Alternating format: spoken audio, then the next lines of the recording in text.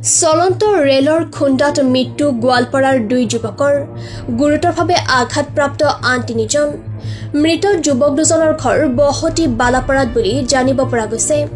কৰ্মসূত্ৰে গুৱাহাটীত কাম কৰিবলৈ গৈ চলন্ত ৰেলৰ খুন্দাত মৃত্যু গোৱালপাৰাৰ 2 যুৱকৰ যুৱক দুজনৰ নাম ক্ৰমে সহিনুৰ ইছলাম আৰু হাফিজুৰ ৰহমান।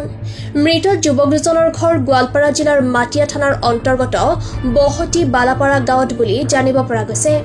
পৰিয়ালৰ লোকে জনোৱা মতে এক সপ্তাহ পূৰ্বে যুৱক কেইজনে কৰ্মসূত্ৰে গৈছিল গুৱাহাটীলৈ। ৰাতিপুৱা হাজিৰা কৰিবলৈ ৰুমৰ পৰা ওলাই গৈছিল। ওচৰতে এখন ৰেলপথ পাৰ হোৱাৰ সময়তে চলন্ত ৰেলে মহতিয়াই নিয়ে 3 যুৱকক। ৰেলৰ খুন্দাত ঘটনাস্থলীত বহতি বালাপাৰাৰ আনোৱাৰ আলীৰ পুত্ৰ সহিনুৰ ইছলাম আৰু হাছিম বেপাৰীৰ পুত্ৰ হাফিজুৰ ৰহমানৰ মৃত্যু হয়। আন 3গৰাকী যুৱক গুৰুতৰভাৱে আঘাতপ্ৰাপ্ত হৈছে বুলি জানিব পৰা গৈছে। উক্ত ঘটনাই পৰিয়ালৰ মাজত শোকৰ ছাপ বিৰাজ কৰাৰ লগতে বহতি বালাপাৰাত সৃষ্টি কৰিছে এক শোকাবহ পৰিৱেশৰ। গোৱালপাৰাৰ পৰা চিন্তু নাথৰ ৰিপৰ্ট, PI নিউজ। আপনি ছিলে? হ্যাঁ। নামটা কি ছিল? সহিনুর। সহিনুর। কি জন্য গেছিল ওদিকে গুয়াহাটিতে? কাম করে গেছিল। সাথে আর কেনা কেনা ছিল? আর হাফিজুর আছিল। ঘটনাটা কি করে হলো অ্যাক্সিডেন্ট?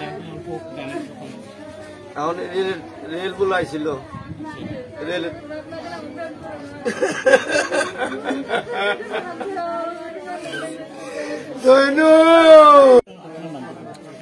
মোল্লরা হাবিজুর রহমান গুয়াহাটি নারাঙ্গীত মিস্ত্রি কাম করে। আপনার নামটো কি আছে? হাসেম আলী। আপনার লরা? আমার মোল্লরা। কেনেকে হল? হি নারাঙ্গীত মিস্ত্রি রাজমিস্ত্রি কাম করে। রাতিপুয়া কাম করবার ওলাই যাওয়াতে রেল লাইন ক্রস করাতে মানে রেলর খুন্দাত সেইটা মানে নারাঙ্গীর ওচৰতে আজি ৰাতিপুৱা। গুৱাহাটীত কি কাম কৰে বুলি কৈছে? ৰাজমিস্ত্ৰি। ৰাজমিস্ত্ৰি কিমান দিন হল কৰে কাম? আগৰ পৰাই কৰে। আজি এসপ্তাহ হলে সি ঘৰৰ পৰা ওলাই গৈছে। এসপ্তাহ আগত দিছে? হ্যাঁ, এসপ্তাহ আগত দিছে। লগত কোনে কোনে আছিলে লগত? লগত কি নাম আছিল তো কি নাই আৰু কেইজনে আছিল? আছিল।